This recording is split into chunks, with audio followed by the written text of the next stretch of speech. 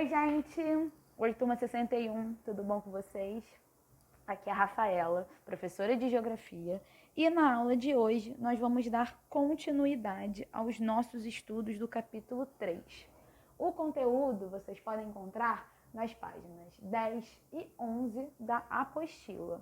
Como vocês já sabem, esse capítulo, o capítulo 3, ele tem como tema biosfera e relevo. Na última aula, nós nos dedicamos a entender o que é a biosfera, A biosfera, que é o conjunto de todas as partes do planeta onde existe ou pode existir vida. Ou seja, não é à toa, que a biosfera tem como significado do seu nome esfera da vida. É exatamente nessa camada onde nós encontramos, as características que possibilitam o desenvolvimento das diversas formas de vida aqui no nosso planeta. Até aí, tudo bem, Que foi o que nós vimos na última aula. Hoje, nós vamos nos dedicar a entender as zonas térmicas da Terra. Na última aula também, nós encerramos, falando que todo o planeta Terra recebe luz e calor do Sol, certo? Porém, devido à forma, a forma do planeta Terra é um geóide, ou seja, levemente achatada nos polos, torna a Terra quase esférica. Além disso, além desta característica, a gente tem que somar o fato, que a Terra ela tem uma inclinação, tá? Então, a gente somando essas características, a gente vê que o planeta Terra ele não recebe os raios solares da mesma forma em toda a sua extensão, certo? Dessa maneira, o que a gente vai conseguir perceber? Que nós vamos ter diferentes faixas climáticas sobre o planeta, certo? Então, a gente vai ver que vai ter partes da superfície terrestre que vai receber com mais intensidade, a luz e o calor do Sol, mais intensidade, mais calor, e vão ter áreas mais distantes, onde vai receber menos luminosidade e menos calor. A gente vai ter 5 zonas térmicas aqui na Terra. São a zona glacial ártica, a zona temperada do norte, a zona intertropical, a zona temperada sul e a zona glacial ártica.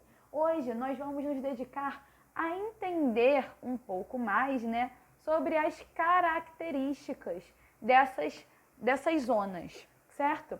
A primeira é a zona glacial ártica e antártica, certo? Elas também são chamadas de zonas polares, certo? Ou seja, são as zonas que englobam os polos, as extremidades do nosso planeta, e por causa disso, elas vão ter como característica menores temperaturas, as temperaturas mais baixas do planeta. Por quê? Porque elas recebem em menor intensidade os raios solares, certo?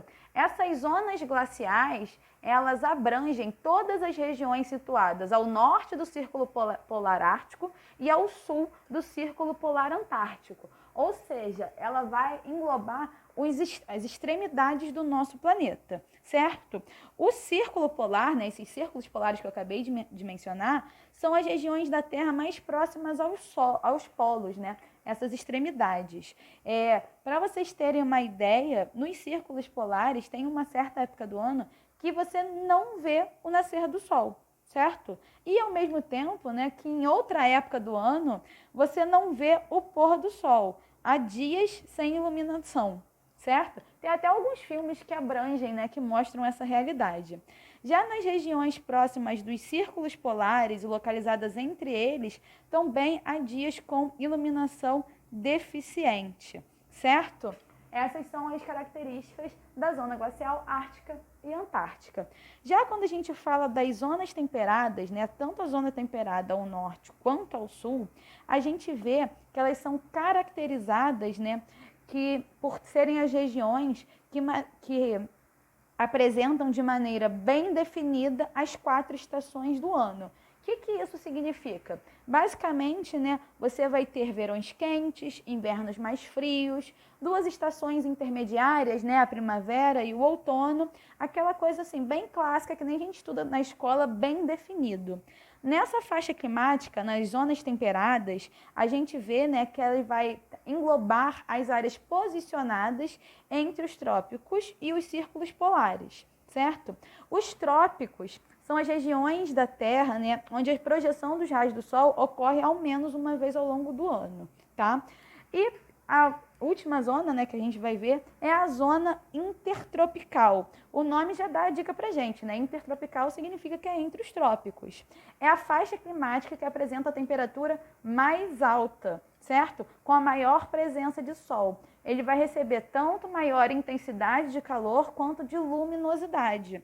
E isso vai influenciar diretamente nos climas presentes nessa região, vai influenciar diretamente na vegetação que vai conseguir desenvolver nessas zonas. Por exemplo, como a zona intertropical apresenta temperaturas mais altas, vai ser a região onde a floresta amazônica vai estar presente. Por quê? Pela temperatura, né, ser elevada, com médias de temperatura elevadas e médias de evaporação também elevadas, que vai possibilitar chuvas, né, abundantes, que vai fazer com que essa floresta amazônica, bem desenvolvida, com árvores de grande porte, consiga se desenvolver, certo? Ao mesmo tempo que a gente também pode fazer um paralelo e pensar que quando a gente fala da zona glacial, né, tanto a Ártica quanto a Antártica, que a gente vai ter temperaturas muito baixas, que a gente vai ter muito frio, a vegetação ela também vai ser adaptada a essas condições, né? Não vão ser tão desenvolvidas assim,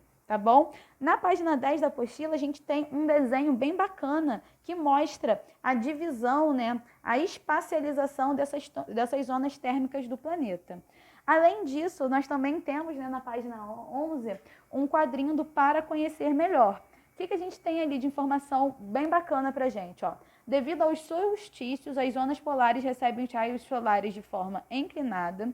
Solstício é basicamente um evento que ocorre no início do verão, né, ou do inverno. A gente tem solstício de verão ou solstício de inverno. E é a época do ano onde o Sol incide com maior intensidade em um dos dois hemisférios. Os solstícios ocorrem 2 vezes por ano, em junho e em dezembro, exatamente marcando o início dessas estações, tá? O dia e a hora exatos vão variar de um ano para outro, mas é fácil de saber, tá? A Antártica, ela se localiza bem no extremo da zona polar sul. No verão, praticamente não há noites, ou seja, é claro o tempo inteiro. Já no inverno, vai ter o oposto, é o dia que não amanhece, tá? Nós vamos ter noite prolongada. É o lugar mais frio do planeta. No verão, a temperatura chega a menos 10 graus e no inverno pode chegar a menos 40 graus Celsius. E nas áreas próximas aos polos, o sol brilha por 6 meses consecutivos. Em compensação, escurece em maio e só volta a clarear em outubro. Então fica aí de curiosidade para vocês. Para a gente poder fixar os conteúdos vistos na aula de hoje, vamos fazer os exercícios diversos número 5, exercícios do 9 ao 18 e vamos ter nossa atividade devolutiva número 2, referente ao conteúdo do capítulo 3, certo? O que a gente vai fazer? Eu quero que vocês expliquem as zonas térmicas vistas na aula de hoje. Ilustrações são fundamentais e serão avaliadas, e essa explicação de vocês deve ter pelo menos uma página, tá bom, galera? Caprichem! A gente fica por aqui, um beijo, se cuidem e até a próxima. Tchau, tchau!